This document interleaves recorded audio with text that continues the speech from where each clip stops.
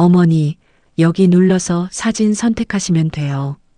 작은 며느리가 옆에서 천천히 알려주니까 나는 화면을 들여다보며 꽃사진을 하나 골랐다. 김치 반찬도 같이 올려볼까 싶어서 2장을 묶어 올렸고 처음이라 어색하면서도 괜히 재미가 있었다.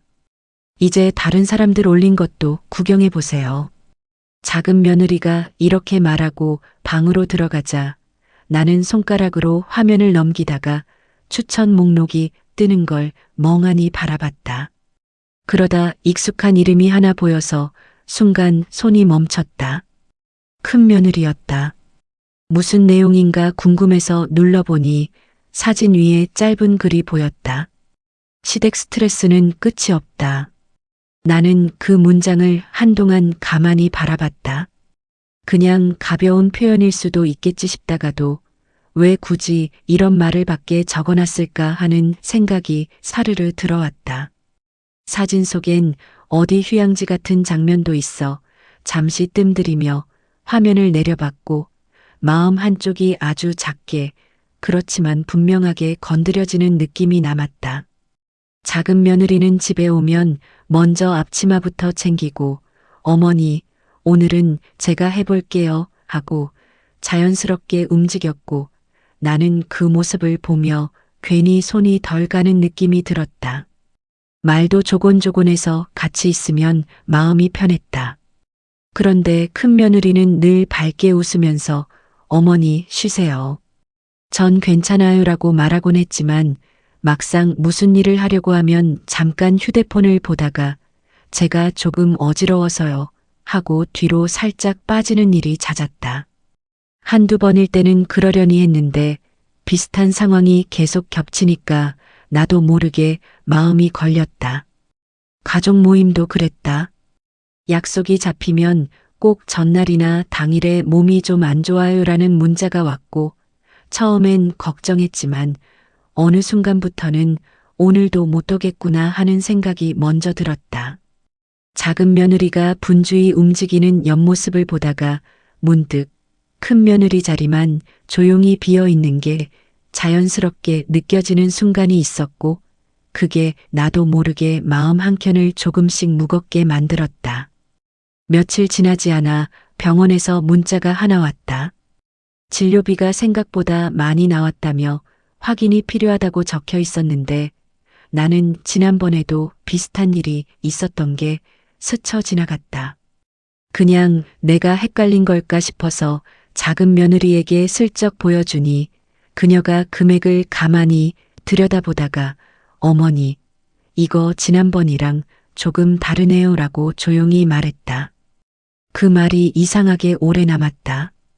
그날 큰 며느리가 몸이 안 좋다며 못 온 날이기도 했다.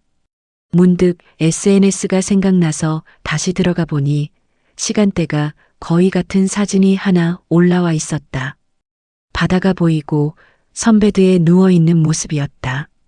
나는 화면을 천천히 내리면서 이날도 아픈 거였나? 하는 생각이 자연스레 떠올랐다. 누가 봐도 여행지 사진인데 굳이 묻기도 애매해서 한동안 그대로 보고만 있었다. 마음속에서 아주 작은 의심이 서서히 모양을 갖추는 느낌이었다.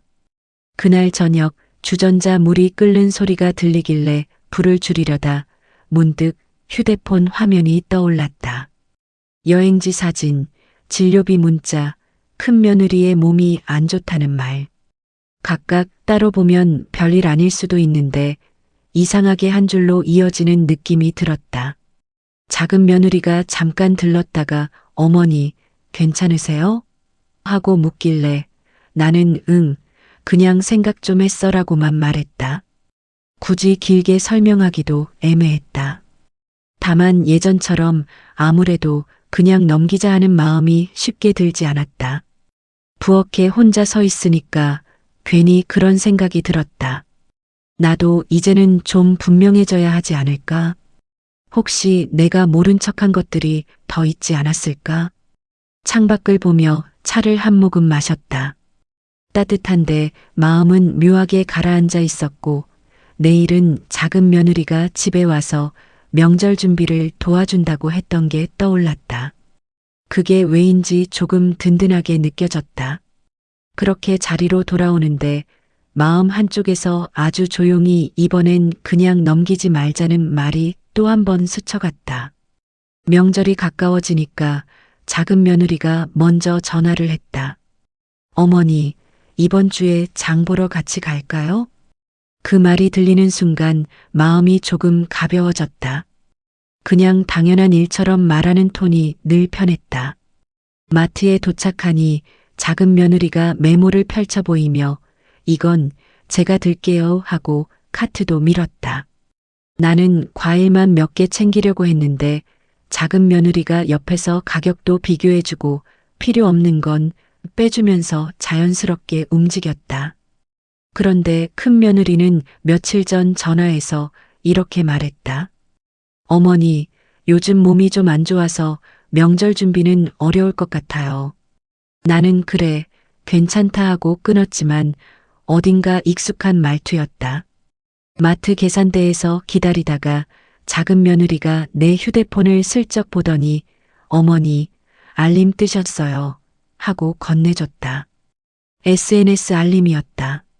누르지 말까 하다가 그냥 열어봤는데 거기 큰 며느리 글이 있었다. 명절만 되면 숨 막힌다. 나는 화면을 오래 보지 못하고 그냥 꺼버렸다. 작은 며느리가 뭐라 할까 싶어서 아무 말도 하지 않았는데 마음속에서는 오래된 먼지 같은 게 살짝 일어나는 느낌이 들었다. 집에 돌아오는 길에 작은 며느리가 조용히 묻듯 말했다. 어머니, 혹시 필요한 거 더 있으세요? 나는 아니, 오늘은 충분해 하고 웃었지만 머릿속 어딘가에서는 조금 전 그 글이 자꾸 떠올랐다. 대놓고 말한 것도 아니고 그냥 SNS에 적은 문장이었지만 이상하게 마음에 남았다. 작은 며느리의 옆모습을 보면서 같은 며느리인데 왜 이렇게 다를까 하는 생각이 스르르 스며들었다. 집에 돌아와 재료를 꺼내니 작은 며느리가 에코백에서 앞치마를 꺼내며 말했다. 어머니, 제가 무 하나 썰어둘게요. 나는 그래, 손 베지 않게 조심하고 하면서도 작은 며느리가 곁에 있으니까 일하는 속도가 괜히 맞춰지는 느낌이었다. 저녁 햇빛이 살짝 들어오는 부엌에서 우리는 조용히 손을 움직였다. 작은 며느리가 칼을 멈추더니 어머니, 이번엔 갈비 양은 제가 좀 재볼게요 하고 슬쩍 웃었다. 말투가 자연스러워서 듣는 것만으로도 마음이 풀렸다. 그러다 문득 큰 며느리 생각이 다시 떠올랐다. 며칠 전 몸이 안 좋다고 했던 그 목소리. 그런데 SNS에는 명절만 되면 숨 막힌다. 두 문장이 묘하게 이어지면서 자꾸 나를 건드렸다. 별 의미 없을 수도 있는데 오늘은 이상하게 그냥 지나치기가 어려웠다. 어머니, 이 정도면 될까요? 작은 며느리가 양념 묻은 손을 들어 보여서 나는 고개를 끄덕이며 응, 딱 좋다라고 말했다. 그러고는 조심스럽게 물었다. 너희 첫째는 요즘 어때 보이더라? 작은 며느리가 잠시 손을 멈추고는 고개를 살짝 기울였다. 형님이요? 그냥 잘 지내시는 것 같던데요. 말끝이 맴도는 느낌이 있어 나는 굳이 더 묻지 않았다. 부엌 창문을 슬며시 열어두니 바람이 들며 냄새가 퍼졌고 작은 며느리는 반찬통을 정리하며 어머니, 저 내일도 들를게요라고 했다. 나는 그래, 고맙다라고 말하며 설거지를 마저 했는데 마음속에서는 아까 본 그 글이 또 한 번 조용히 떠올랐다. 이유는 잘 모르겠지만 이번 명절은 뭔가 다르게 느껴졌다. 다음 날 아침 작은 며느리가 또 들렀다. 어머니, 어제 남은 거 제가 조금 더 해둘게요. 그 말이 익숙한 듯 편하게 들려서 나는 그래, 와줘서 고맙다 하고 냄비를 꺼냈다. 작은 며느리는 손을 씻자마자 바로 양념장을 만들기 시작했고 나는 그 옆에서 무심히 팔을 다듬었다. 그러다 갑자기 생각나서 물었다. 첫째한테는 연락 왔니? 작은 며느리는 휴대폰을 잠깐 확인하더니 고개를 저었다. 아니요, 오늘은 아직이요. 대단한 이유가 있는 건 아닐 텐데 그 말이 괜히 귀에 오래 남았다. 몸이 안 좋다던 사람이면 미안해요 하는 문자가라도 올 것 같은데 조용했다. 다시 SNS를 열어볼까 하다가 괜히 마음만 복잡해질 것 같아 그냥 뒀다. 어머니, 이거 맛 한번 봐보세요. 작은 며느리가 젓가락으로 한 점 건네자 나는 살짝 찍어 먹어봤다. 이대로 하면 되겠다. 그렇게 말하니 작은 며느리가 기분 좋다는 듯 웃었고 그 웃음이 부엌 분위기를 자연스럽게 밝게 만들었다. 한참 일을 하다가 나는 문득 말했다. 너라도 이렇게 와주니까 내가 참 든든하다. 작은 며느리가 놀란 듯 나를 보더니 조용히 대답했다. 어머니, 제가 할 수 있는 만큼은 할게요. 또 필요하신 거 있으면 말씀하시고요. 그 말이 따뜻하게 느껴졌다. 그러면서도 마음 한쪽에서는 이상하게 큰 며느리의 빈자리가 크게 느껴졌다. 나는 그런 생각을 하려는 게 아니었는데 자꾸 비교하듯 떠오르는 게 스스로도 좀 불편했다. 점심시간이 가까워지자 작은 며느리가 어머니, 시장에서 찹쌀 좀 더 사올까요? 하고 물었고 나는 고개를 끄덕였다. 문이 닫히고 혼자 남으니까 괜히 조용했다. 밤에 봤던 그 글도 며느리들의 모습도 별일 아닌 듯한 장면이 하나씩 마음속에서 자꾸 이어붙여지는 느낌이었다. 작은 며느리가 시장으로 나가고 집안이 조용해지자 나는 싱크대 앞에 잠시 서서 칼을 내려놓았다. 손을 털고 의자에 앉으니 부엌에 남아있던 장국 냄새가 은근하게 퍼졌고 그 향이 괜히 마음을 조금 진정시키는 것 같았다. 그러다 문득 큰 며느리 생각이 또 스쳐 지나갔다. 몸이 안 좋다던 사람 치고는 연락이 너무 없었다. 그냥 오늘은 힘들어요 정도는 말할 만도 한데 그런 말도 없이 조용했다. 그 조용함이 더 묘하게 마음을 건드렸다. 테이블 위에 놓아둔 휴대폰이 잠깐 반짝였다. 작은 며느리에게서 온 메시지였다. 어머니, 찹쌀 사서 금방 갈게요. 그 한 줄이 참 단순했는데 이상하게 든든했다. 사람 마음이 이렇게 달라지는 게 신기하기도 했다. 나는 젓가락을 정리하다가 무심히 손을 멈췄다. 큰 며느리가 예전에도 명절이나 가족 모임 때마다 비슷하게 아프다고 했던 일이 여러 번 있었던 것이 떠올랐다. 그냥 그럴 수 있다고 넘겼던 일들이 하나씩 고개를 드는 느낌이었다. 내가 괜히 생각이 많아지나. 혼잣말로 중얼거리며 냄비 뚜껑을 덮었다. 그런데 마음 한쪽에서는 그런 말로 스스로를 달래는 게 어쩐지 맞지 않다는 느낌이 들었다. 문이 열리며 작은 며느리가 들어왔다. 어머니, 금방 왔어요. 얼른 해볼게요. 나는 웃어 보이며 그래, 천천히 해라고 했지만 마음속에서는 조금 전까지 맴돌던 생각이 여전히 자리에서 내려오지 않고 있었다. 명절 준비는 거의 끝났지만 이번 명절은 뭔가 다르게 시작되는 것 같았다.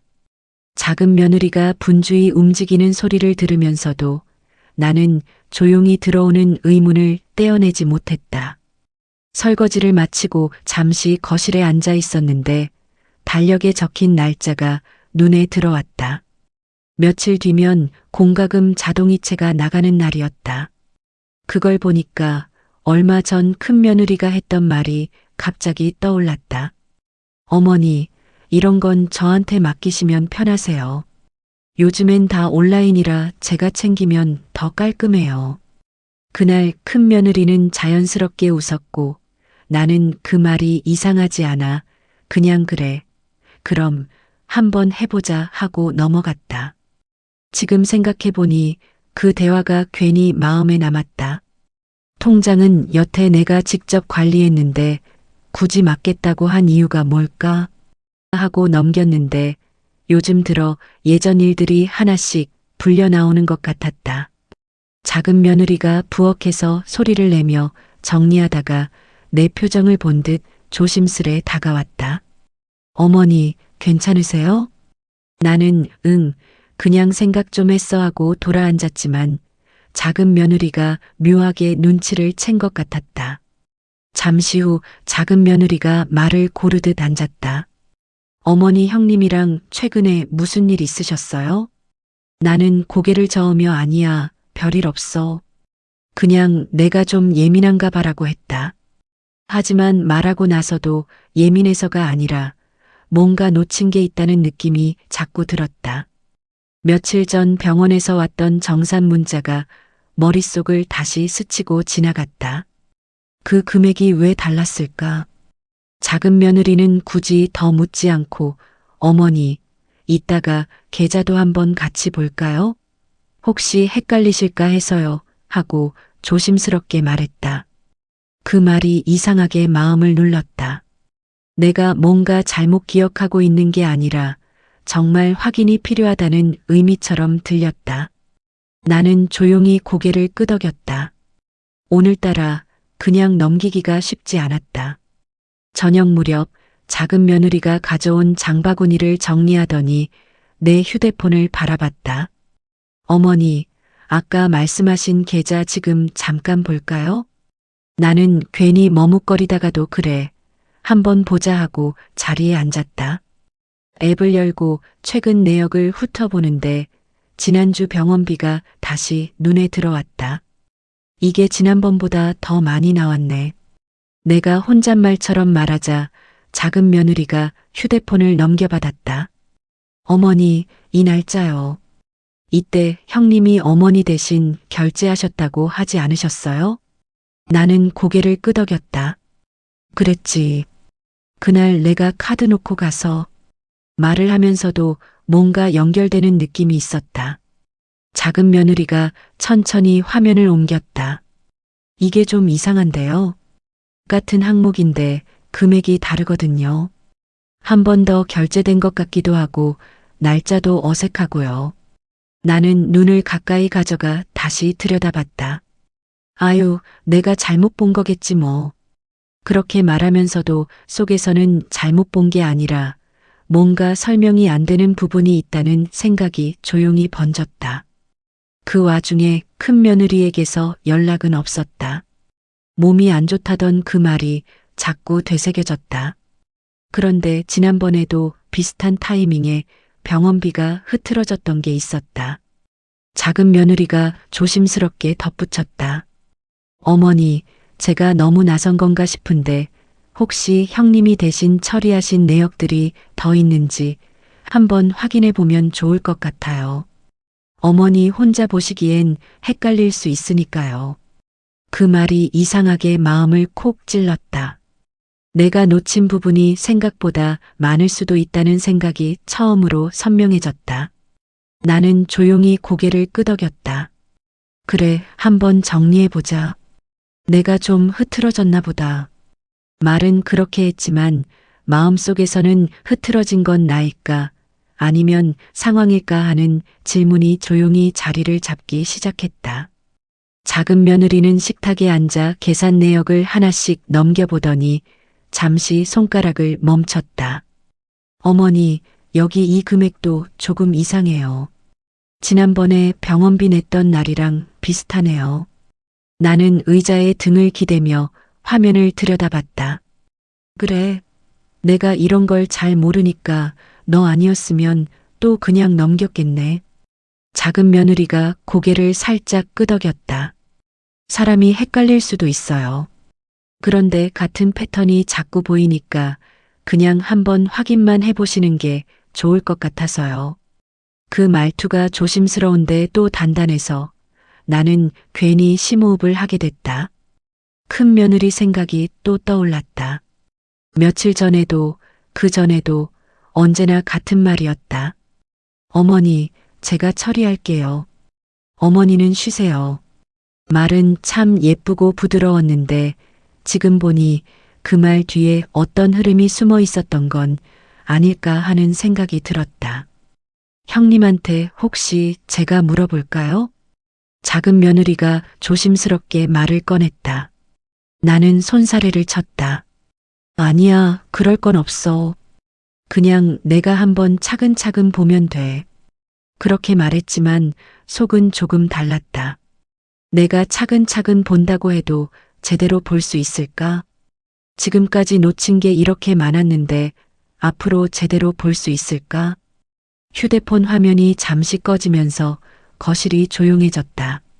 나는 천천히 고개를 숙였다. 괜히 마음이 묵직했다. 작은 의심이 아니라 이제는 좀 더 선명한 의문이 되기 시작했다. 작은 며느리가 컵에 물을 따라주며 말했다. 어머니, 힘드시면 제가 옆에서 같이 봐드릴게요. 그 말이 고맙고 한편으로는 마음이 조금 쓰이기도 했다. 내가 이런 부탁을 할 사람이 있다는 게 다행이면서도 왜 이런 상황이 되었을까 하는 생각이 동시에 스쳤다. 나는 물 한 모금을 마셨다. 그리고 조용히 말했다. 그래, 이번엔 좀 정확하게 보자. 한 번은 정리를 해야겠다. 그 말이 스스로에게 하는 약속처럼 들렸다. 작은 며느리가 테이블로 노트를 가져왔다. 어머니, 헷갈리시니까 이렇게 날짜별로 적어보면 어떨까요? 나는 그래, 한번 해보자 하고 펜을 들었다. 손끝이 괜히 굳어 있었다. 우리는 병원비, 생활비, 공과금 같은 항목을 한 줄씩 적기 시작했다. 작은 며느리는 생각보다 꼼꼼했다. 이날은 어머니가 병원 가신 날이고 이건 형님이 대신 결제하셨던 날이죠? 나는 기억을 더듬으며 고개를 끄덕였다. 그러다 작은 며느리가 무언가 발견한 듯 말했다. 어머니, 여기요. 금액이 같은데 날짜가 앞뒤로 바뀌어 있어요. 이게 실수일 수도 있지만 반복되는 게 조금 신경 쓰여요. 나는 펜을 내려놓고 노트를 가까이 당겨봤다. 작은 글씨들이 새삼스럽게 보였다. 이런 건 그냥 그런가 보다 했는데 작은 며느리가 나를 한번 보고 다시 노트를 가리켰다. 제가 보기엔 어머니가 혼자서 보시기엔 조금 버거우실 수도 있어요. 금액도 다양하고 날짜도 맞물리고 혹시 형님이 도와드리면서 착오가 있었던 건지 아니면 그냥 바빠서 정리가 덜 된 건지. 작은 며느리는 끝까지 단정적인 말은 하지 않았다. 그게 오히려 더 정확한 느낌이었다. 나는 천천히 숨을 내쉬었다.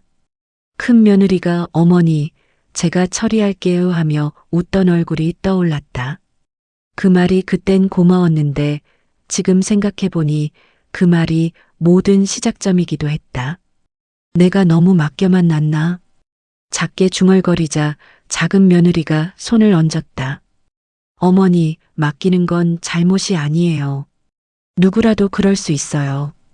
그 말이 마음을 조금 풀어줬다. 그러나 노트에 적힌 숫자들은 또렷하게 남아 있었다. 이건 단순히 헷갈린 것으로는 설명이 되지 않는 부분이 분명 있었다. 오늘은 여기까지만 보죠, 어머니. 작은 며느리가 노트를 덮으며 말했다. 나는 고개를 끄덕였지만 마음은 이미 다른 데 가 있었다. 확실히 뭔가가 맞지 않았다. 그 생각만은 아무리 덮어도 내려가지 않았다. 며칠 뒤 큰아들이 저녁 먹으러 오겠다고 해서 간단히 상을 차렸다.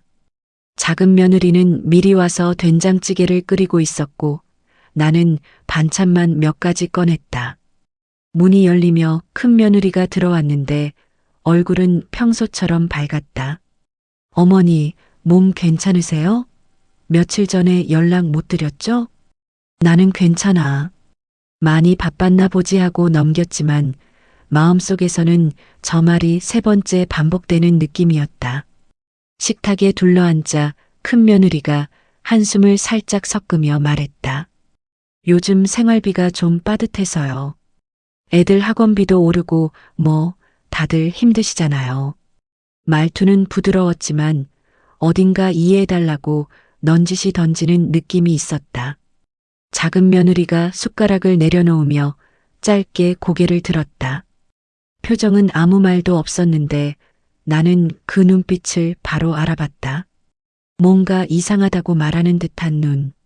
큰아들이 불편한 듯 물잔을 들었다. 그래도 돈 문제는 우리가 좀 더 조절하면 되지 않겠어? 그러자 큰 며느리가 바로 이어 말했다. 조절은 하고 있는데요. 어머니 병원 다녀오신 것도 있고 이것저것 나가는 게 워낙 많아서. 그 말에 나는 숟가락을 잠시 멈췄다. 병원 얘기는 굳이 꺼낼 필요가 없었는데 왜 지금 그 말을 하는지 순간적으로 마음이 걸렸다. 작은 며느리가 조용히 큰아들을 보더니 부드럽게 웃었다. 어머니 병원 가신 건 제가 같이 갔어요. 그날 비용은 크게 나온 게 없었어요. 말투는 부드러웠지만 의미는 분명했다. 큰 며느리가 순간적으로 표정을 정리하는 게 보였다. 아, 그래요? 제가 잘못 들었나 봐요. 나는 아무 말도 하지 않고 밥을 한 숟가락 뜨며 식탁을 바라봤다. 겉보기엔 평범한 가족 식사였는데 그 밑에서 아주 조용한 긴장선이 스치는 느낌이 있었다. 숟가락이 그릇에 닿는 소리만 반복되었다. 나는 그 소리를 들으면서 오늘 이 자리에서 뭔가가 분명해지고 있다는 생각을 조용히 느꼈다. 식사가 끝나고 큰아들 부부가 나간 뒤 집이 갑자기 조용해졌다.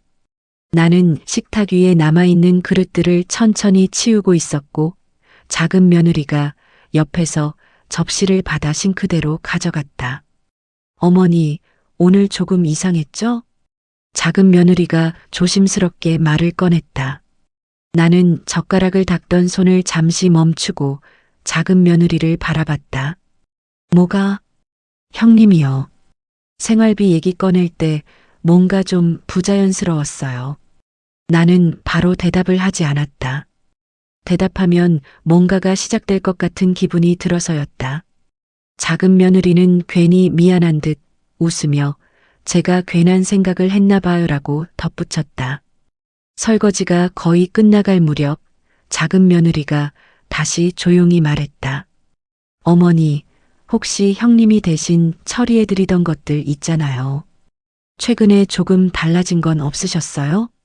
나는 물기를 털며 고개를 살짝 기울였다. 정확히는 모르겠다. 그냥 내가 못 챙긴 게 많았지. 그러자 작은 며느리가 잠시 망설이다가 입을 떼었다. 제가 오늘 보니까 형님이 어머니 대신 처리해준 내역이 아예 없진 않더라고요. 그건 좋은데요. 날짜가 좀 헷갈리게 돼 있더라고요. 어머니가 헷갈리셨던 게 아니었을 수도 있어요. 나는 컵을 싱크대에 내려놓고 작은 숨을 내쉬었다. 큰 며느리는 늘 부드럽고 예의 바르고 말투도 예뻤다. 그런데 오늘은 그 부드러움이 오히려 마음을 더 걸리게 했다. 생각해보면 말이야. 내가 천천히 말을 꺼냈다.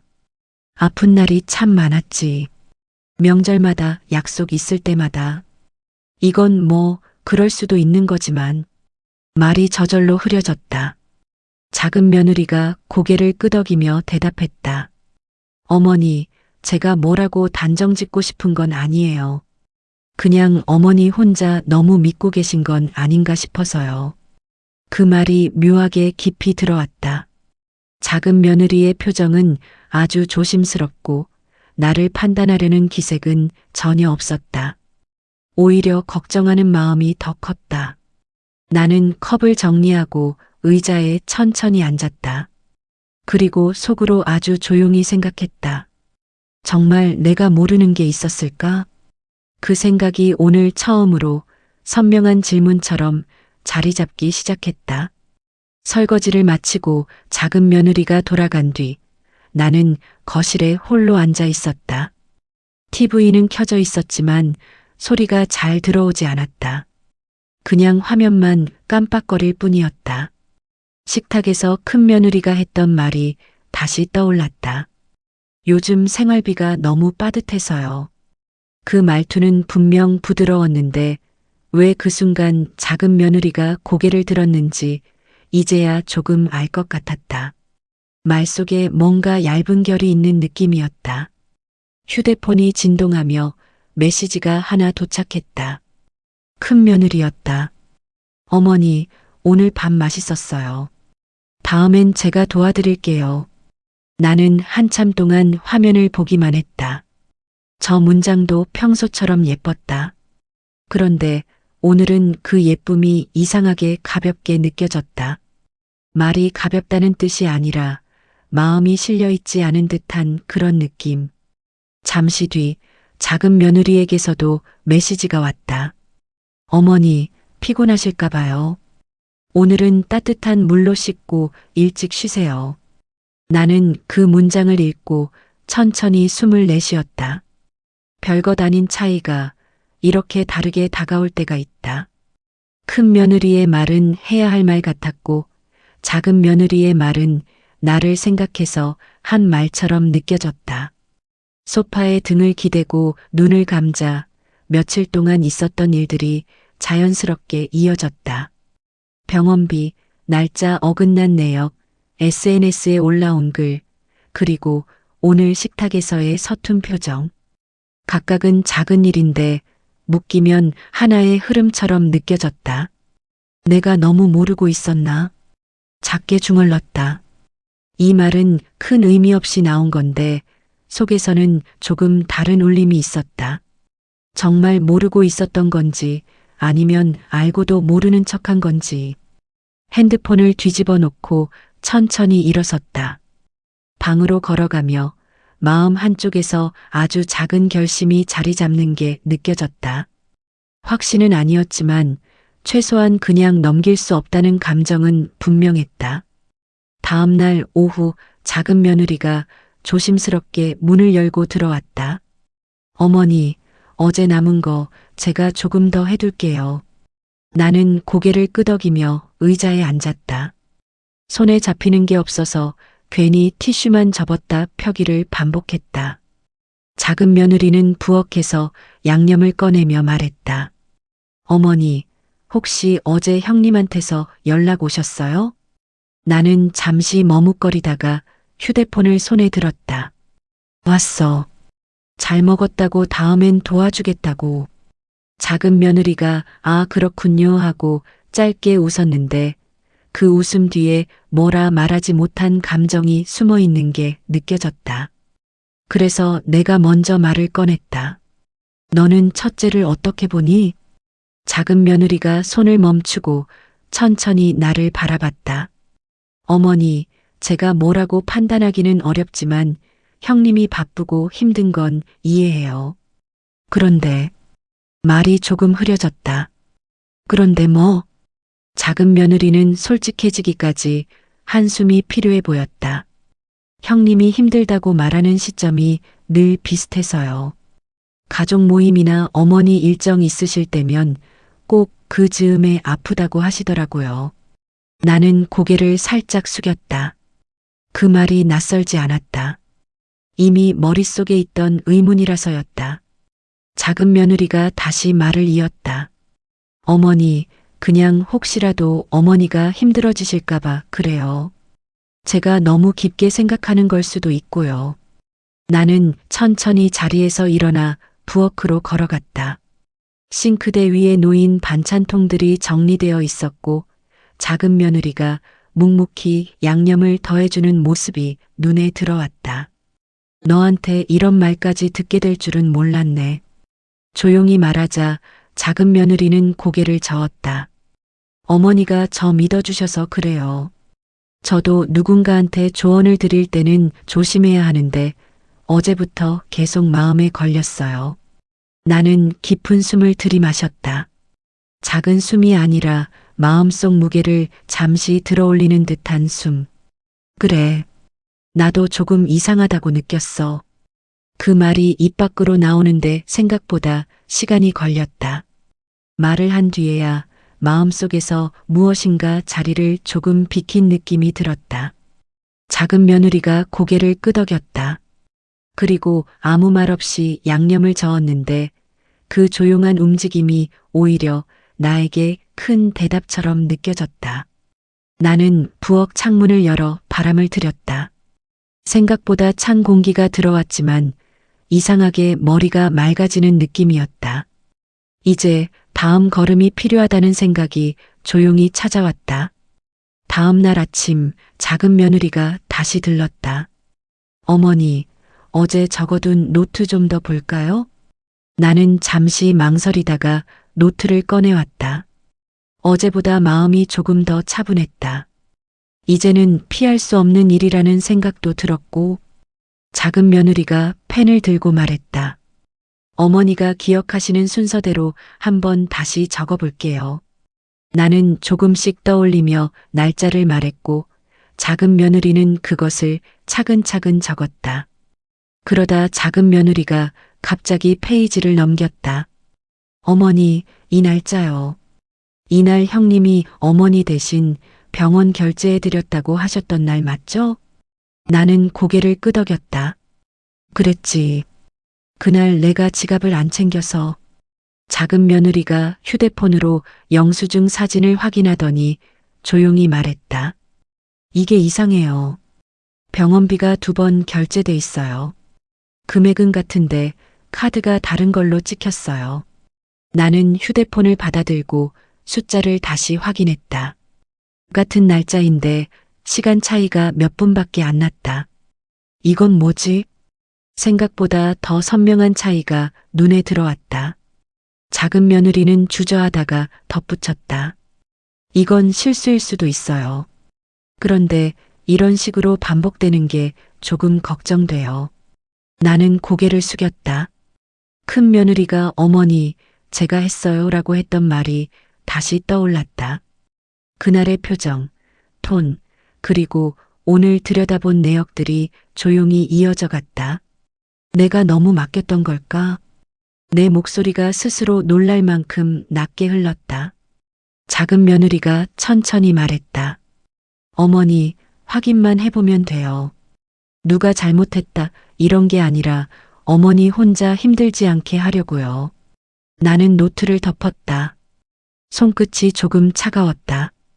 걱정 때문에가 아니라 이제부터는 더 이상 외면할 수 없다는 걸 알았기 때문이었다. 작은 며느리가 부엌으로 가며 말했다. 어머니, 차 한 잔 드릴까요? 나는 천천히 숨을 들이마셨다. 그래, 오늘은 좀 필요하네. 그 한마디가 마음 깊은 곳에서 처음으로 또렷하게 나왔다. 그리고 오늘이 분명히 어떤 시작이라는 생각이 조용히 자리 잡았다. 차를 한 모금 마시고 나니 손이 조금 따뜻해졌다. 작은 며느리는 노트 옆에 영수증 몇 장을 더 펼쳐놓고 있었다. 어머니, 이건 지난달 거예요. 이때도 형님이 대신 결제하셨다 하셨죠? 나는 고개를 끄덕였다. 그래, 그날도 그랬지. 작은 며느리가 영수증을 가리켰다. 근데 금액이 애매해요. 진료 항목이 2개인데 원래 어머니 진료는 하나뿐이었거든요. 나는 자세히 들여다봤다. 그동안 대충 넘겼던 숫자들이 오늘따라 유난히 또렷하게 보였다. 내가 기억을 잘못한 건 아닐까? 내가 중얼거리자 작은 며느리가 고개를 천천히 저었다. 어머니는 진료받은 항목을 기억하고 계셨잖아요. 날짜도 정확히 맞추셨고요. 말투가 단단한데도 부담스럽지 않았다.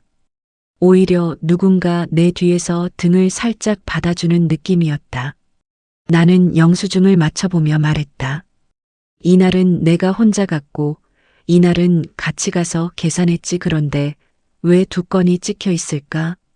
작은 며느리가 깊게 숨을 들이쉬었다. 어머니, 형님이 실수하셨을 수도 있어요.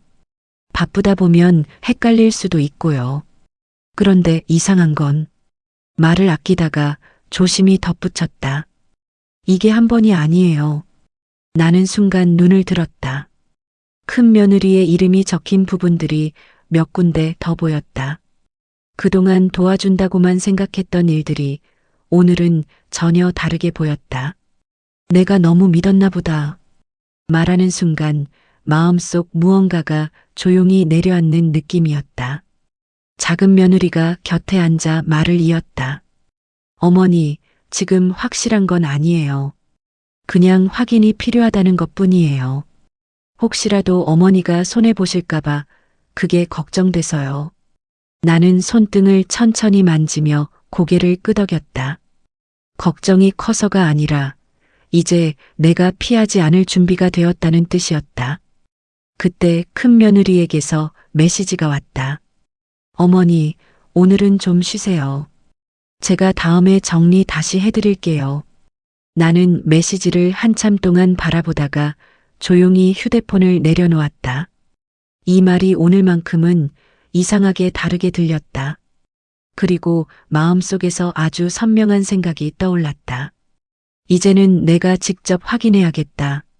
점심을 먹고 나서 나는 부엌 창문을 조금 열었다.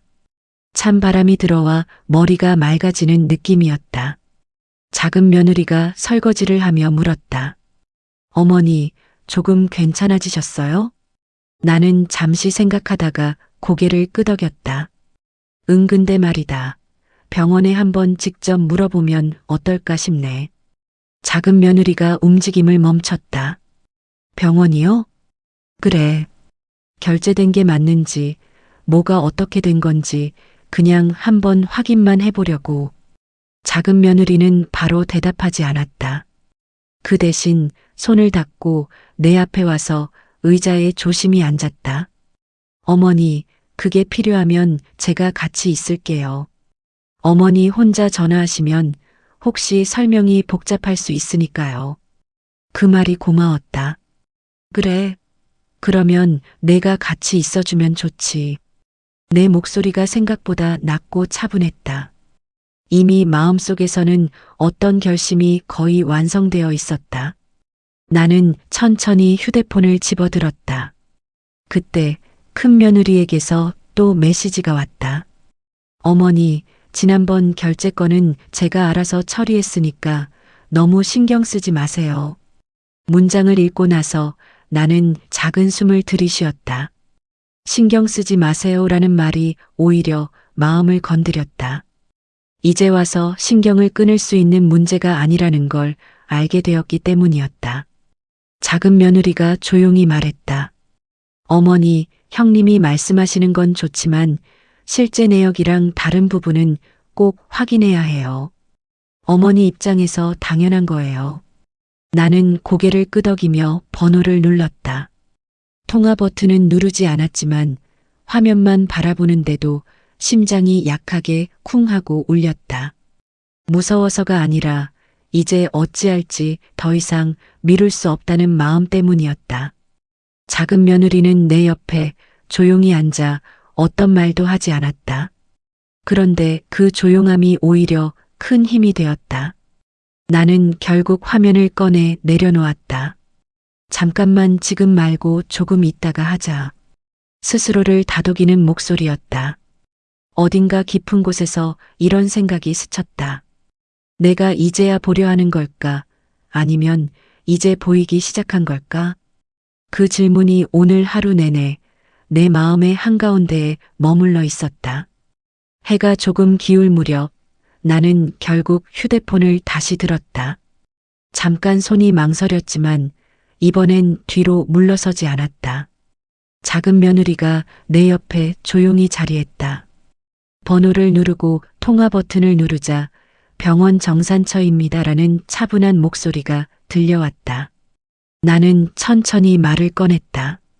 저기 지난번 진료비가 2번 결제된 것 같아서요. 혹시 확인이 가능할까요? 상담 직원이 잠시 조회하더니 말했다. 같은 날 결제가 2건 잡혀 있네요. 하나는 카드 취소가 안 된 상태인데 정리해 드릴 수 있습니다. 나는 작은 숨을 들이쉬었다. 그러면 그게 원래는 한 번만 나오는 게 맞는 거죠? 네, 고객님. 진료는 한 건이 맞습니다. 통화를 끊고 나니 머릿속이 조용해졌다.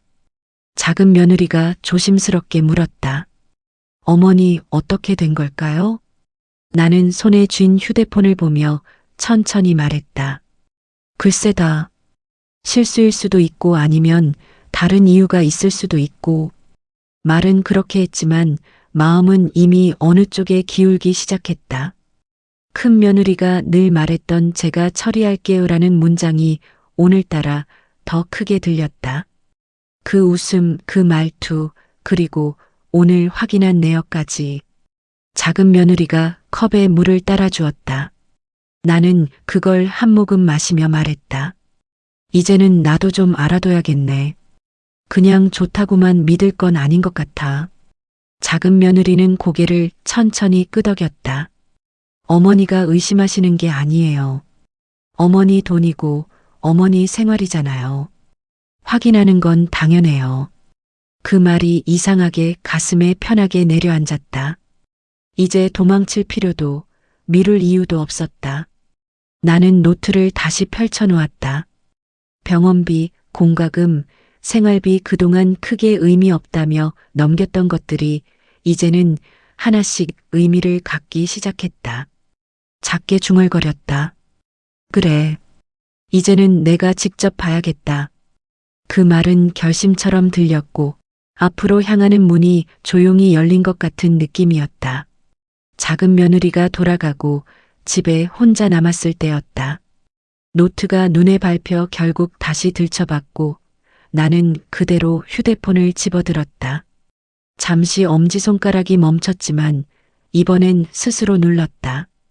큰 며느리가 전화를 받는 데는 오래 걸리지 않았다. 어머니, 왜요? 무슨 일 있으세요? 늘 듣던 밝은 톤이었다. 그런데 오늘은 그 밝음이 조금 다르게 들렸다. 나는 최대한 차분하게 말했다. 저기, 지난번 병원비 말이다. 그날 결제가 2번 잡혀 있더구나. 혹시 너 기억나니? 큰 며느리는 잠깐 말을 멈추더니 아마 병원 시스템 문제였을 거예요. 제가 결제 도와드린 날이요? 그날 좀 정신이 없어서요. 말투가 살짝 흔들렸다. 나는 천천히 되물었다. 정신이 없었다? 짧게 묻자 큰 며느리는 바로 다른 말을 꺼냈다. 내 애들 때문에도 그렇고 병원에서도 빨리 처리해달라고 하고 제가 잘못 누른 걸 수도 있죠. 뭐 그런 거죠. 말을 이어가는 속도가 평소보다 빨랐다. 나는 말없이 듣기만 했는데 큰 며느리가 오히려 더 길게 설명했다. 이상하게 그 지나친 설명이 마음을 더 무겁게 만들었다. 그래 알겠다. 내가 그렇게 말하자 큰 며느리가 조금 느슨하게 웃음을 섞었다. 어머니, 너무 걱정 마세요. 제가 다음에도 다 챙겨드릴게요. 그 말이 오늘따라 전혀 편하게 들리지 않았다. 챙겨준다는 말이 왜 이렇게 멀게 느껴질까? 그동안 아무렇지 않게 들었는데 오늘은 그 문장 뒤가 자꾸 보였다. 전화를 끊고 나니 집안이 유난히 조용했다. 나는 휴대폰을 내려놓고 손을 천천히 감싸쥐었다. 큰 며느리의 말투, 설명, 어색한 웃음까지 작은 결들이 하나씩 떠올랐다. 그래, 정말 정신이 없었던 걸까? 스스로에게 묻는 말이었지만 마음속에서는 다른 대답이 나오는 듯했다. 이제는 누가 뭐라고 해도 흔들리지 않을 만큼 어떤 형태의 의심이 자리 잡기 시작한 것이다. 그리고 나는 노트를 다시 펼쳤다. 이번엔 숫자를 보는 눈이 달라져 있었다. 전화를 끊은 지 얼마 지나지 않아 큰 며느리에게서 메시지가 또 왔다. 어머니, 방금 일은 너무 신경 쓰지 마세요. 제가 잘 정리할게요. 말은 예쁜데 마지막 문장이 조금 딱딱하게 느껴졌다. 정리한다는 말이 왜 오늘따라 이렇게 멀게 들릴까? 나는 답장을 하지 않고 휴대폰을 테이블에 엎어두었다. 잠시 후 작은 며느리가 다시 들렀다. 어머니, 뭐 좀 놓고 간 게 있어서요. 그 말투가 자연스러워서 나는 그대로 문을 열어주었다. 작은 며느리는 방금 씻고 나온 듯 머리가 살짝 젖어 있었다. 어머니 표정이 좀 힘드셔 보이는데요. 나는 억지로 웃으며 말했다. 아냐, 그냥 생각 좀 했어. 작은 며느리는 잠시 머뭇거리다가 조심스럽게 내 맞은편에 앉았다. 형님이 뭐라고 하시던가요? 나는 솔직하게 말해도 된다는 생각이 들어 조용히 말했다. 정신이 없어서 2번 눌렀을 거라고 뭐 그런 식이더라. 작은 며느리가 눈을 살짝 내리깔았다. 그런가요? 그런데 어머니, 그게 반복됐잖아요. 그 말이 마음에 깊이 들어왔다. 휴대폰이 다시 진동했다. 이번엔 큰 며느리였다. 어머니, 제가 이런 일로 자꾸 오해받는 것 같아서요. 사실 조금 서운하네요. 나는 그 문장을 천천히 읽었다. 서운하다는 말. 지금까지는 한 번도 꺼낸 적 없었던 표현이었다. 작은 며느리가 조심히 물었다. 어머니, 혹시 형님한테 뭐라고 하셨어요? 나는 고개를 저었다. 아니야. 그냥 물어본 것뿐이야. 그런데도 큰 며느리가 서운하다고 말한 건 물어본 것 자체가 불편했다는 뜻일 것이다. 나는 그 생각이 마음속에서 천천히 자리를 잡아가는 걸 느꼈다. 작은 며느리가 낮은 목소리로 말했다. 어머니, 확인하는 건 잘못이 아니에요. 오히려 당연한 거예요. 그 말이 오히려 나를 안정시켰다. 나는 다시 노트를 펼쳤다. 그리고 작은 며느리에게 말했다. 오늘 밤에 한 번 더 정리해보자. 그 말에 작은 며느리는 고개를 끄덕였다. 휴대폰은 여전히 뒤집힌 채로 있었다. 나는 그것을 당분간 더 두기로 했다. 마음 한쪽에서 확신이 조금 더 선명해지고 있었기 때문이다. 노트를 펴놓은 채 앉아 있었는데 갑자기 휴대폰이 울렸다. 큰 며느리였다. 잠시 망설이다가 통화 버튼을 눌렀다. 어머니, 혹시 지금 많이 불편하세요? 제가 뭐 잘못한 것처럼 느끼시는 것 같아서요. 말투가 예전보다 조금 빠르고 숨이 가벼웠다. 불안하거나 혹은 서둘러 상황을 정리하고 싶은 사람의 말투 같았다. 나는 최대한 차분하게 대답했다. 불편한 건 아니야. 그냥 내 결제 내역이니까 내가 확인하는 게 맞겠지. 그 말을 듣자 큰 며느리가 바로 이어 말했다. 그건 제가 도와드리는 건데요. 어머니가 그렇게 나오시면 제가 괜히 뭘 잘못한 것처럼 되잖아요. 그 말에 나는 눈을 천천히 감았다. 도와주는 건 고맙지. 근데 내 이름으로 나가는 건데 내가 한번 보는 게 뭐 어렵겠니? 큰 며느리는 잠시 말이 끊겼다. 그리고 다시 조심스러운 척하는 말투로 말했다. 저는 그냥 어머니가 이런 일로 저를 의심하시는 게 좀 속상해서요. 바로 그때 작은 며느리가 멀찍이서 내 표정을 보며 나직하게 말했다. 어머니, 그냥 사실대로만 말씀하세요. 어머니 잘못 하나도 없어요. 나는 그 말에 힘을 얻어 다시 통화에 집중했다. 의심하려는 게 아니라 확인을 하는 거다. 내 생활이고 내 돈이니까. 그 정도는 할 수 있지 않겠니?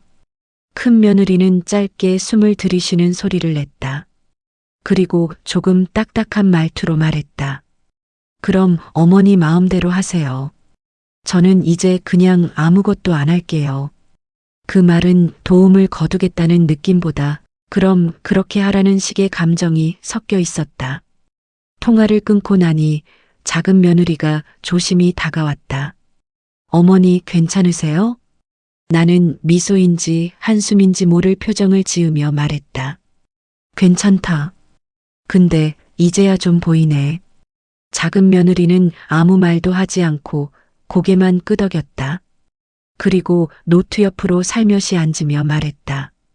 어머니, 남은 부분도 같이 볼까요? 나는 고개를 천천히 끄덕였다. 오늘은 피하고 싶은 마음이 하나도 없었다. 오히려 더 선명히 보고 싶다는 마음이 자리하고 있었다. 밤이 조금 깊어질 무렵이었다. 벨소리가 울려 문을 열어보니 큰 며느리가 서 있었다. 평소처럼 웃고 있었지만 웃음의 모양이 조금 굳어 있었다. 어머니, 잠깐 얘기 좀 할 수 있을까요? 그 말투가 예전과 달랐다. 부드럽긴 했지만 안쪽에 단단한 결이 있었다. 나는 조용히 고개를 끄덕이고 거실로 안내했다. 작은 며느리는 방에서 나와 가볍게 인사만 하고 한쪽에 조용히 서 있었다. 큰 며느리가 바로 말을 꺼냈다. 어머니, 저 진짜 조금 속상했어요. 제가 어머니 일 챙기려고 얼마나 신경 썼는데 갑자기 확인하겠다고 하시면 제가 뭐가 되는 거예요? 나는 천천히 작은 숨을 들이쉬었다. 내가 신경 써준 건 고맙지. 근데 확인은 내가 해야 하는 거야. 내 일이고 내 돈이니까. 큰 며느리의 표정이 살짝 굳었다. 어머니, 제가 일부러 그랬다는 건 아니잖아요. 그런데 이렇게 되니까 제가 괜한 사람 되는 느낌이에요. 나는 조용히 고개를 저었다. 아니야. 누구를 나쁘게 보자는 게 아니야. 그냥 내가 직접 보고 싶을 뿐이다. 말투는 부드러웠는데 그 말에 큰 며느리의 눈빛이 조금 날카로워졌다. 어머니, 제가 그동안 얼마나 해드렸는데요. 그런데 이제 와서 갑자기 의심하듯이 말을 멈추더니 목소리가 더 낮아졌다. 솔직히 말하면 상처받았어요. 작은 며느리는 여전히 말하지 않았지만 내 손등을 잠깐 스치듯 바라보고 있었다. 어머니 흔들리지 마세요라는 눈빛 같았다. 나는 큰 숨 없이 조용히 말했다. 상처 주려고 한 말이 아니야. 그냥 확인을 하는 거다.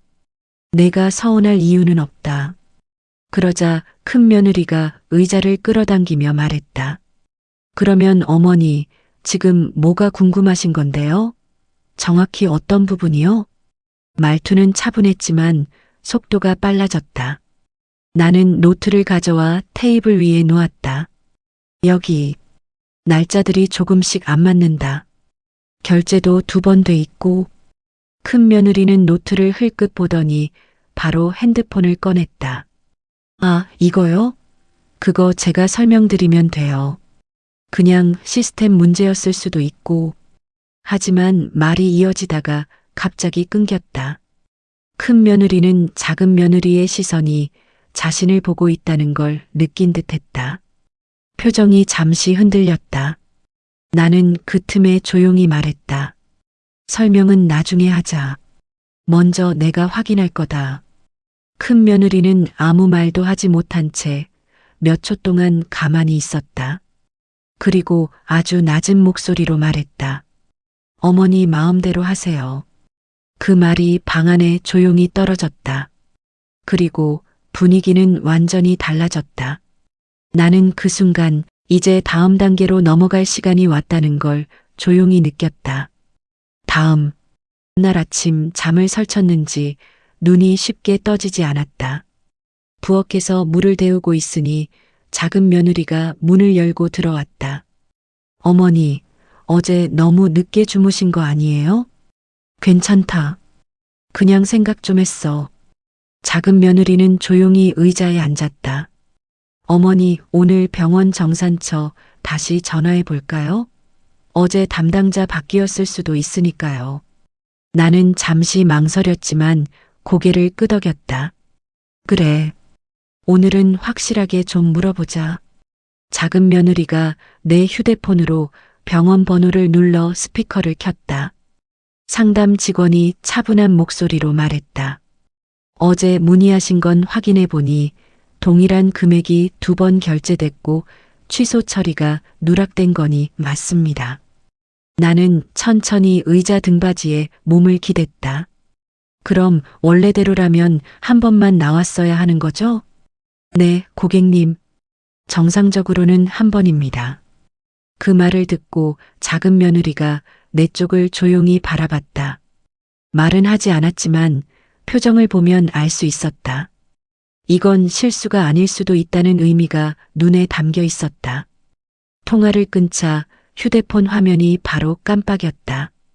큰 며느리였다. 하지만 이번엔 전화가 아니라 단문 메시지였다.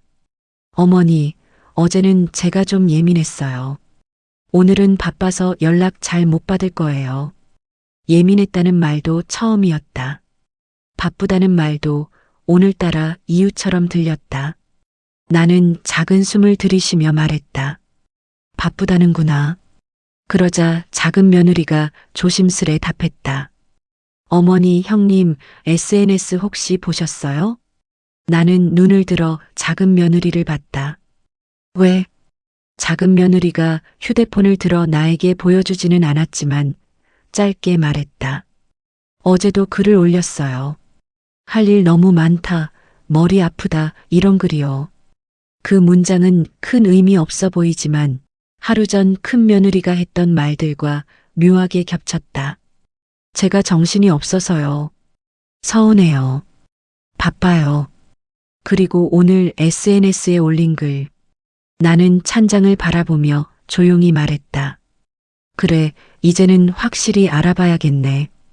그 말이 내 입에서 나오자 작은 며느리는 작게 고개를 끄덕였다.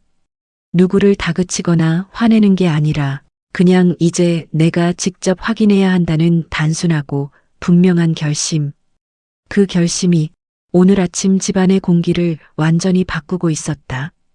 점심 무렵 나는 작은 며느리와 마주 앉아 조용히 노트를 다시 펼쳤다. 숫자는 어제랑 같았지만 오늘은 다르게 보였다.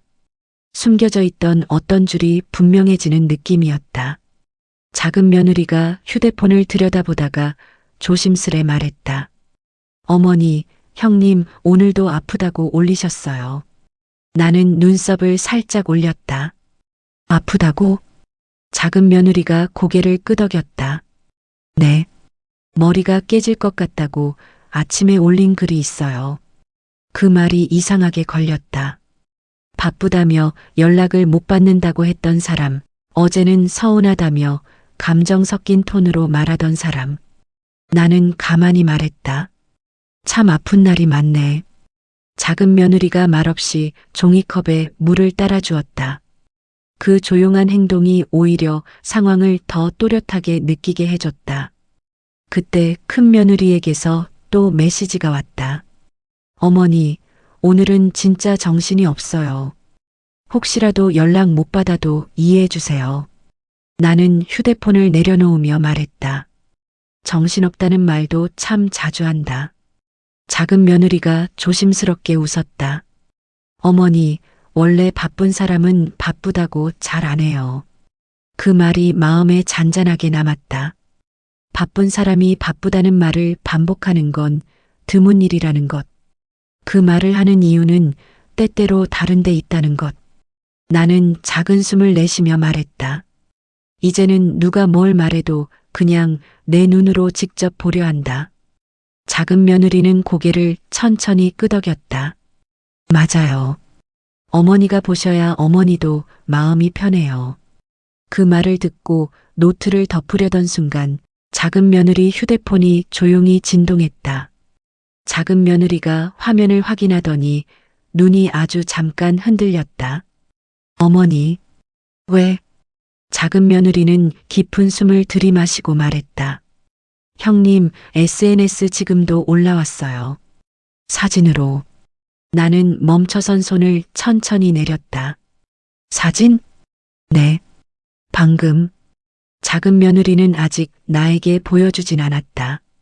하지만 말투로 느껴졌다. 이번 거는 그냥 아프다는 글이 아니라는 걸. 나는 의자에 등을 기대며 조용히 말했다. 그래. 한번 보자. 그리고 마음속에서 무언가 똑 닫히는 소리가 아주 작게 들렸다. 작은 며느리가 휴대폰을 들고 한참을 말이 없었다.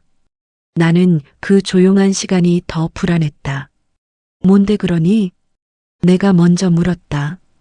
작은 며느리는 화면을 잠깐 보고 다시 나를 보았다. 어머니, 이거 보여드리기 전에 말씀드릴 게 있어요. 말해라. 작은 며느리가 침을 한번 삼켰다. 형님이 오늘 아프다고 올리셨잖아요. 그랬지.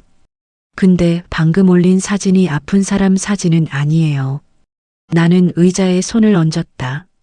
손끝에 힘이 조금 들어갔다. 사진이 어떻게 나왔길래 그러니?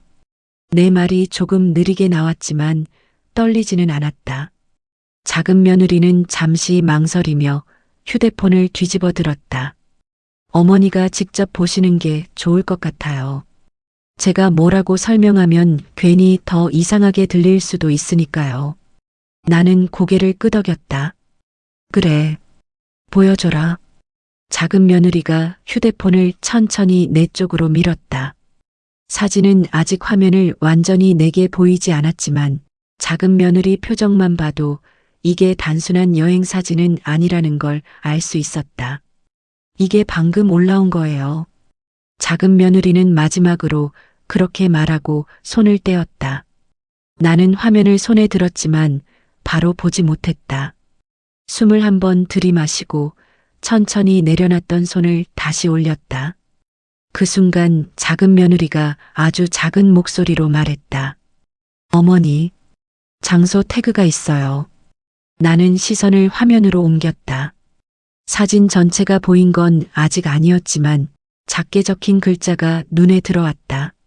아주 익숙한 영어 단어, 여행지 이름, 국내가 아닌 해외, 그리고 한 번에 알 수 있는 지역.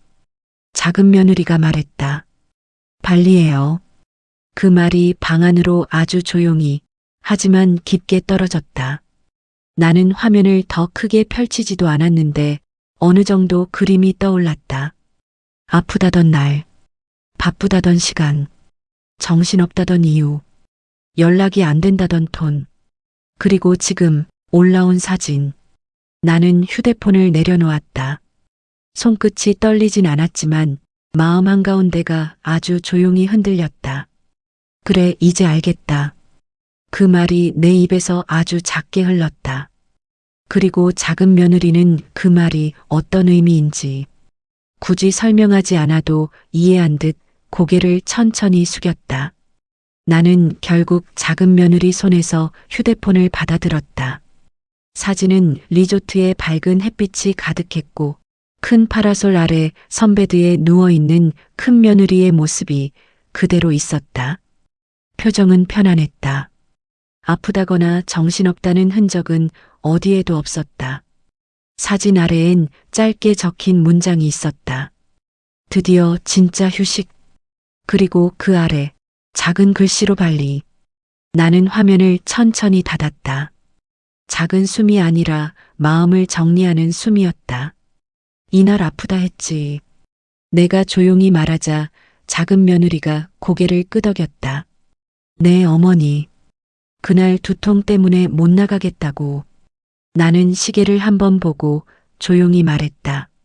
전화를 해야겠네. 큰 며느리에게 전화를 걸자 바로 연결됐다. 어머니, 무슨 일이세요? 제가 지금 좀. 나는 말을 끊었다. 지금 어디 있니? 큰 며느리가 순간 말을 멈췄다.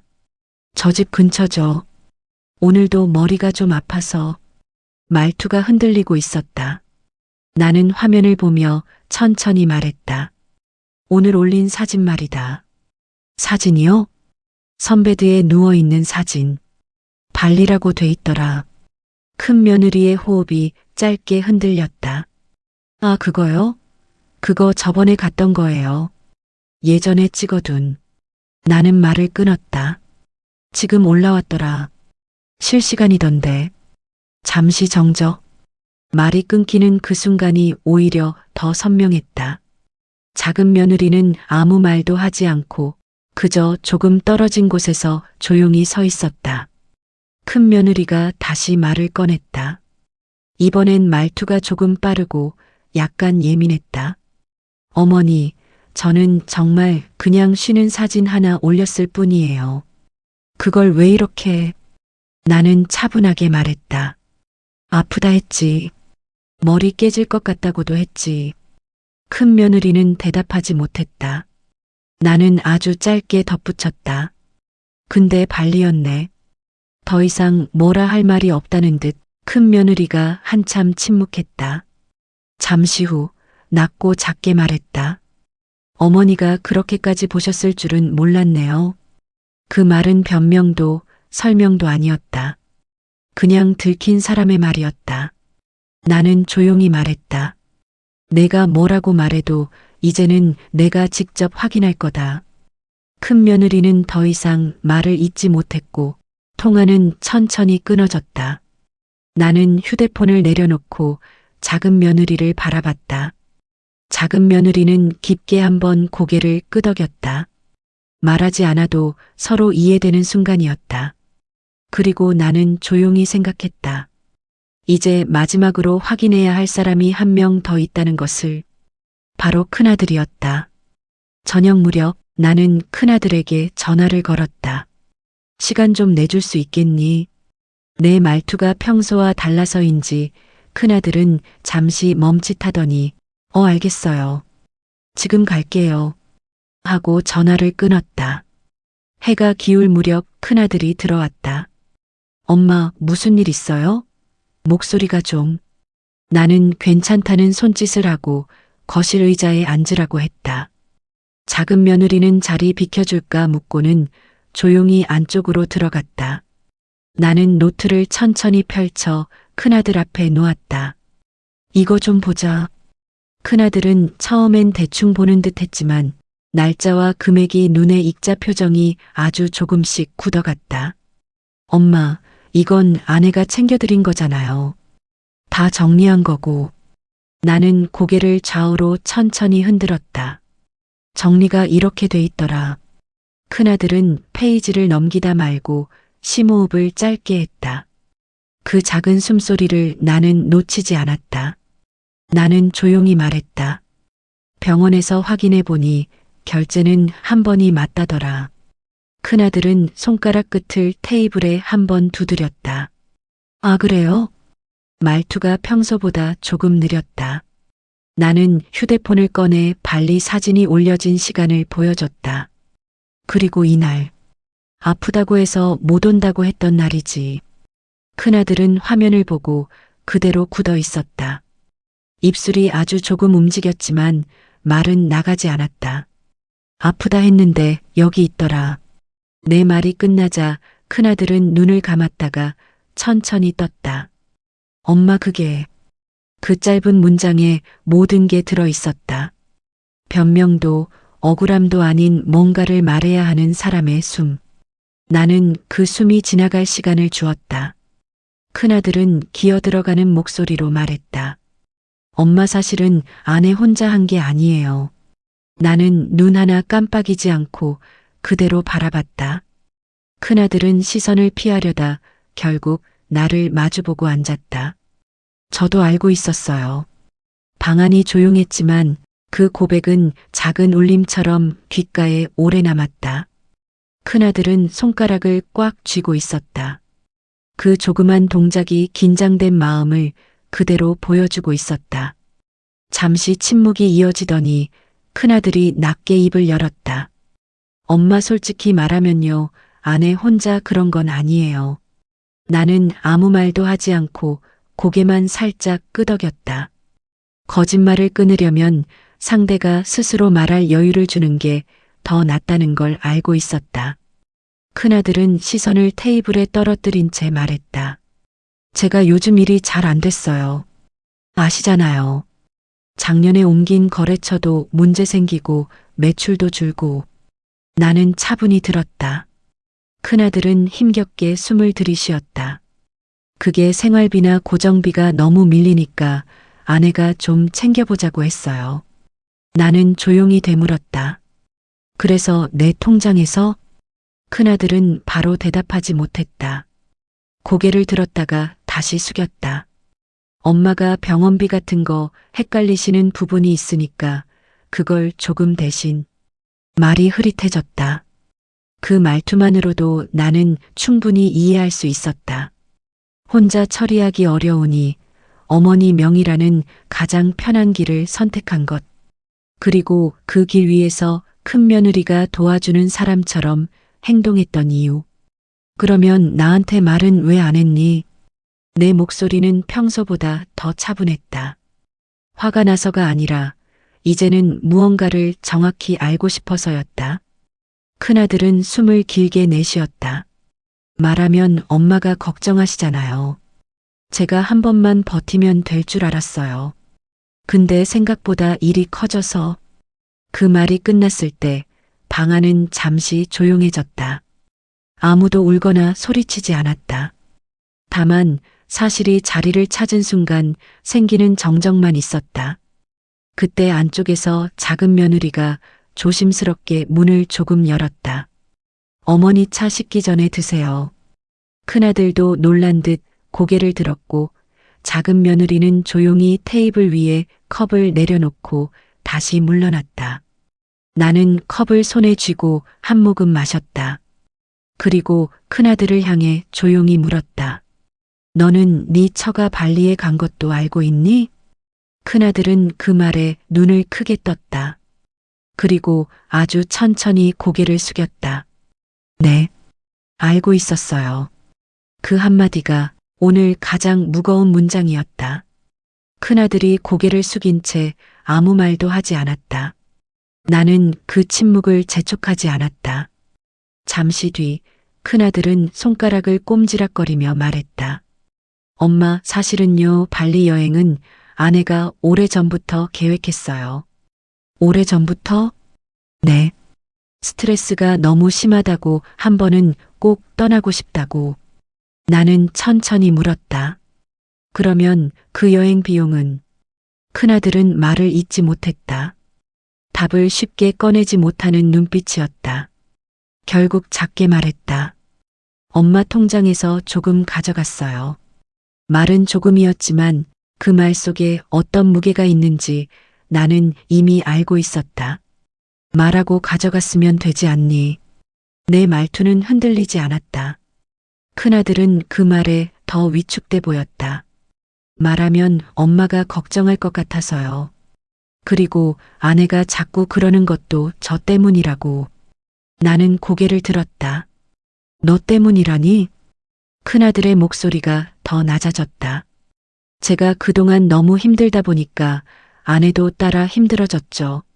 생활비도 늘 빠듯하고 그러니까 자꾸 아프다고 핑계대고 엄마 집 오는 것도 부담스러워 했던 것 같고. 그 말이 묘하게 마음에 남았다. 큰 며느리가 자주 말하던 아프다, 정신없다, 힘들다 그 말들의 배경이 조금씩 보이는 느낌이었다. 그래도 그게 내 돈인데. 내가 조용히 말하자 큰아들은 눈을 감았다. 죄송해요, 엄마. 정말 어떻게든 다시 채워 넣으려고 했어요. 근데 일이 자꾸 안 돼서 그러다 보니 점점 말하기가 더 어려워졌어요. 그 말에 작은 숨이 방 안에 천천히 퍼졌다. 큰아들의 후회, 당황, 미안함이 뒤섞인 말투가 그대로 보였다. 작은 며느리가 멀찍이서 그 말을 듣고 있었는지 부엌 쪽에서 아주 조용히 컵을 내려놓는 소리가 들렸다. 나는 그 소리를 들으며 말했다. 그래, 내 사정은 알겠다. 근데 그게 왜 이렇게까지 가야 했을까? 큰아들은 아무 말도 하지 못했다. 그 침묵 자체가 대답이었다. 큰아들은 손등을 만지작거리며 한참을 머뭇거렸다. 말을 잇지 못하는 시간이 길어질수록 나는 오히려 마음을 천천히 정리할 수 있었다. 그리고 결국 큰아들이 고개를 들었다. 엄마, 사실은 엄마 통장을 잠깐 돌려막았어요. 목소리는 떨리지 않았지만 단어 하나하나가 힘겹게 나왔다. 나는 천천히 컵을 내려놓았다. 돌려막았다는 건 내 돈으로 너희 집 생활 돌렸다는 말이니? 큰아들은 시선을 피하지 않고 고개를 끄덕였다. 네. 엄마 이름으로 나가는 건 엄마가 잘 모르실 거라고 생각했고 아내가 대신 처리하면 티도 안 날 것 같아서. 나는 가만히 물었다. 왜 티가 안 나야 했을까? 큰아들은 숨을 길게 내쉬었다. 엄마가 알면 저한테 화내실 것 같아서요. 그리고 아내가 그걸 더 무서워했어요. 어머니한테 말하면 끝이다 이렇게 생각하니까 저도 덩달아 말을 못했어요. 나는 그 말을 천천히 씹듯 들었다. 큰 며느리가 아프다, 힘들다고 자주 말했던 이유가 그저 몸이 아파서가 아니라 말하기 싫은 상황을 피하려는 말이었다는 게 조금씩 보였다. 큰아들은 더 낮은 말투로 이어갔다. 아내가 스트레스가 너무 심했어요. 저 믿고 따라왔는데 제가 계속 수입을 못 맞추고 그러니까 엄마를 의지하려고 했던 것도 있고 저한테 화내다가도 결국은 엄마 쪽으로 돌아갔어요. 작은 며느리는 멀찍이 서서 숨을 고르는 것처럼 보였다. 나는 큰아들만 바라보며 말했다. 그래, 힘들었겠지. 근데 힘들다고 해서 말도 없이 남의 돈 쓰는 건 다른 문제다. 큰아들은 고개를 숙였다. 맞아요. 그건 맞아요. 엄마가 몰라야 한다고 생각하는 순간부터 계속 더 어려워졌어요. 그 말이 문장 끝에 닿자 방 안이 다시 조용해졌다. 감정이 치고 올라오는 순간이 아니라 사실이 제자리로 내려오는 순간의 정적이었다. 나는 조용히 노트를 닫았다. 그래. 이제는 다 알겠다. 큰아들은 내가 화를 낼까봐 긴장한 눈빛이었지만 나는 단단하고 낮게 말했다. 이젠 숨기지 말고 있는 그대로 말해라. 그게 내가 할 일이다. 큰아들은 눈을 감았다 뜨며 작게 대답했다. 네, 엄마. 큰아들은 한참 고개를 숙인 채 말을 잇지 못했다. 나는 그 침묵을 억지로 깨지 않았다. 숨을 너무 오래 참은 사람이 처음으로 숨을 내쉬는 것처럼 큰아들이 스스로 말할 시간이 필요해 보였다. 잠시 지나서 그는 힘겹게 말했다. 엄마 안에도 많이 죄책감이 있었어요. 나는 고개를 들었다. 죄책감? 네. 처음엔 그냥 도와주는 거라 생각했다가 나중엔 멈추고 싶어도 말하기가 더 어려워졌다고 하더라고요. 나는 조용히 손을 모았다. 그래. 그럴 수도 있지. 말은 단순했지만 그 안에는 이제 알겠다는 마음이 있었다. 큰아들은 두 손을 비비듯 잡았다.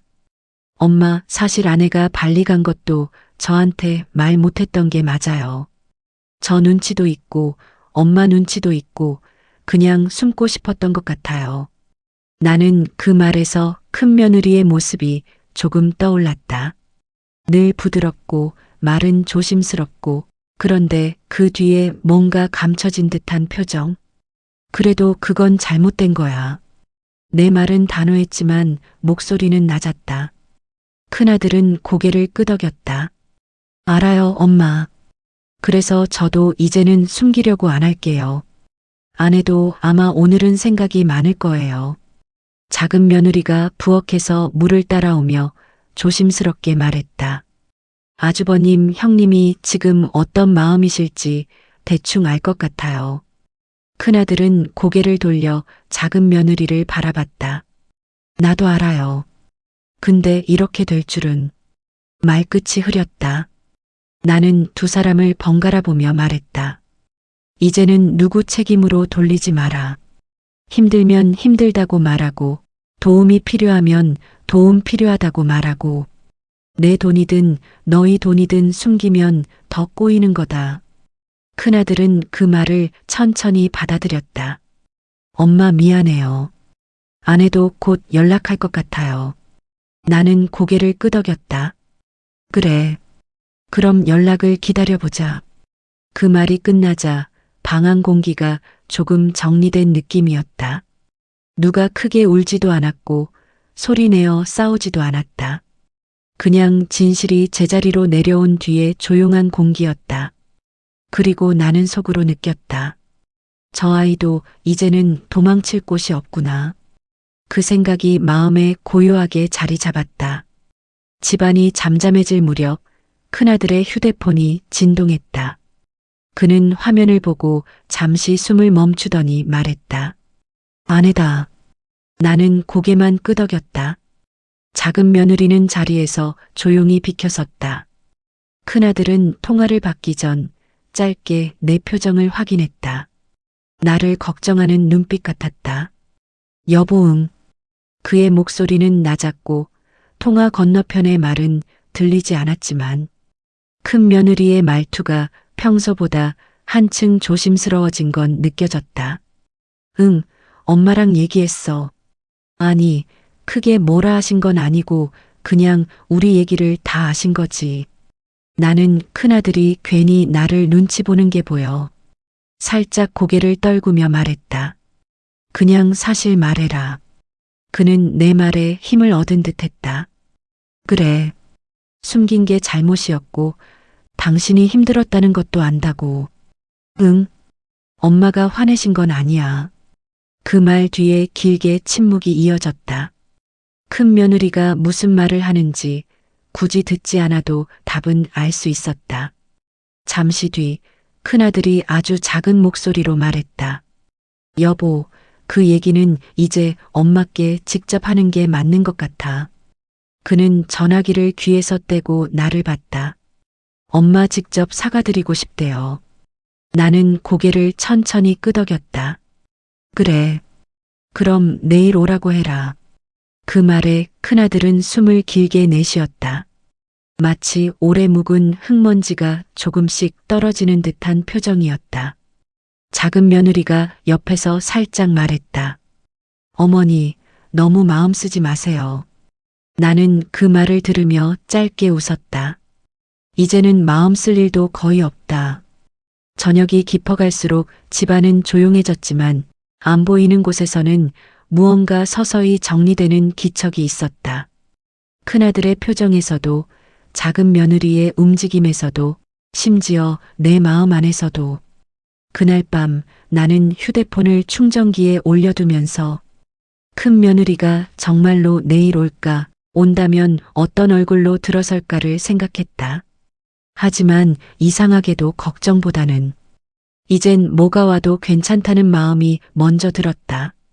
숨길 것이 드러나면 관계도 방향을 잡기 때문이다. 그렇게 하루를 마무리할 때쯤 큰아들의 휴대폰이 또 한 번 진동했다. 이번엔 짧은 메시지였다. 그는 화면만 보고 깊게 숨을 들이켰다. 엄마 아내가 지금 정리 중이래요. 그 말이 묘하게 마음에 남았다. 어떤 정리인지 구체적이지 않았지만 조용한 결심 같은 분위기가 있었다. 다음 날 아침 큰아들이 현관문 쪽을 자꾸 힐끗거렸다. 나는 굳이 묻지 않았다. 시간이 되면 오겠지. 그런 마음으로 평소처럼 차를 끓였다. 문이 조용히 울렸다. 큰아들이 먼저 달려나가 문을 열었고 큰 며느리가 고개를 숙인 채 서 있었다. 화장도 거의 하지 않은 얼굴이었다. 나는 천천히 걸어나가며 말했다. 왔니?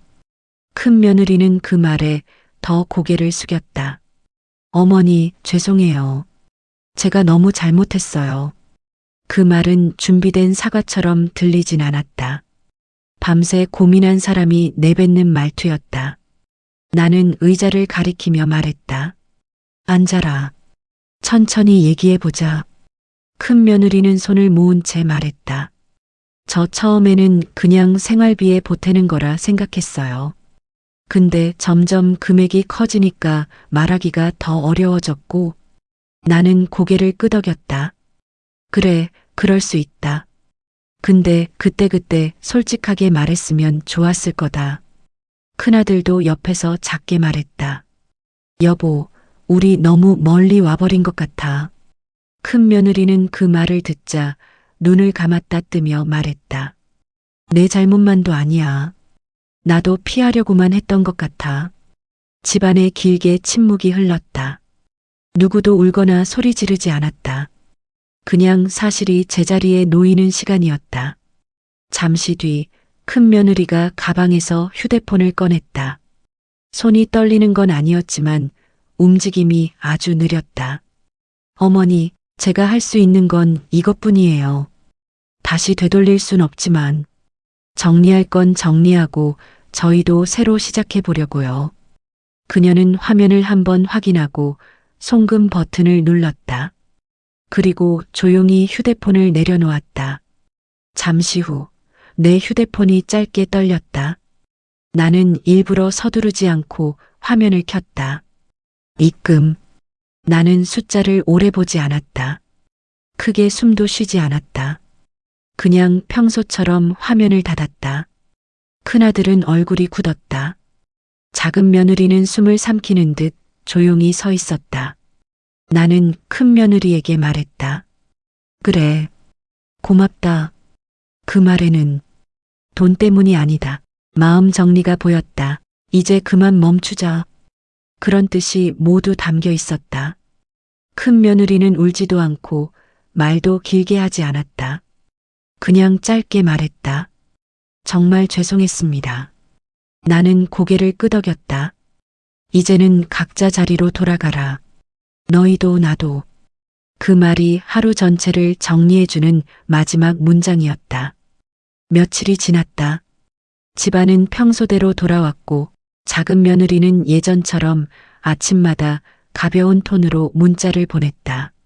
어머니, 오늘은 좀 어떠세요? 나는 짧게 답했다. 괜찮다. 너는? 큰아들과 큰며느리는 아직 찾아오지 않았지만 그게 이상하게 느껴지지 않았다.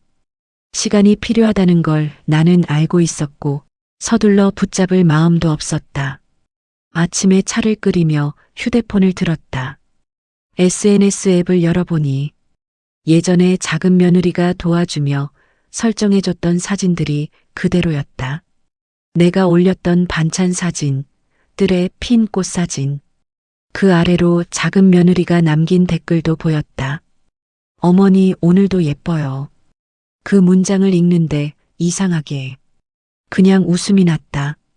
누구에게 잘 보이려는 느낌이 아니라 그냥 진짜로 나를 아껴주는 사람이 남긴 말 같아서 나는 큰 며느리의 계정도 조용히 검색창에 올려봤다. 과거의 글과 사진은 여전히 남아 있었지만 며칠째 업데이트는 없었다. 명절 스트레스, 오늘도 머리가 아프다. 그런 말들. 이제는 그 글들이 조금 다르게 읽혔다. 나를 향한 짜증이라기보다 본인이 어디에도 기대지 못해 적어놓은 흔적 같았다. 창밖을 보니 국화가 한 송이 더 피어 있었다. 며칠 전만 해도 봉우리였는데 이제는 색이 조금 열렸다. 나는 휴대폰을 내려놓고 그 국화를 한참 바라보다가 천천히 숨을 내쉬었다. 그래, 다 지나가는 거지. 말이 혼잣말처럼 나왔다. 작은 소리였지만 마음에서는 크게 울렸다.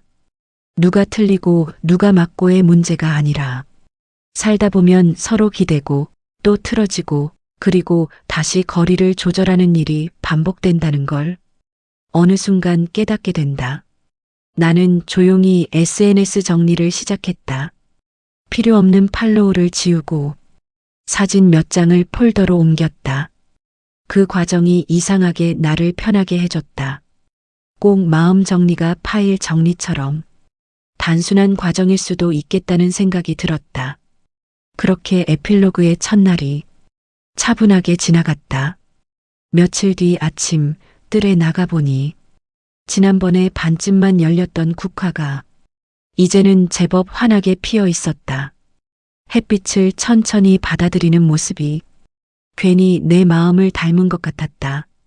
나는 휴대폰을 들고 국화를 가만히 찍었다. 화려하지 않은 색인데도 사진 속에서는 묘하게 따뜻하게 보였다. 작은 며느리가 보내준 메시지가 떠올랐다. 어머니, 국화 폈어요? 나는 짧게 답했다. 응, 오늘 보니까 활짝이다. 사진을 다시 보며 문득 SNS에 올려볼까 하는 생각이 들었다. 누군가에게 보여주려고가 아니라 그냥 기록처럼 남기고 싶어서 글을 길게 쓰지 않았다. 그냥 이렇게 적었다. 늦게 피어도 괜찮다. 올리고 나니 별것 아닌 문장인데 내 안에서는 묘하게 오래 머물렀다. 뭔가를 용서했다거나 완전히 풀어냈다는 의미는 아니지만 마음이 한 칸 비워지는 느낌이었다. 창문을 열어두니 바람이 살짝 들어왔다.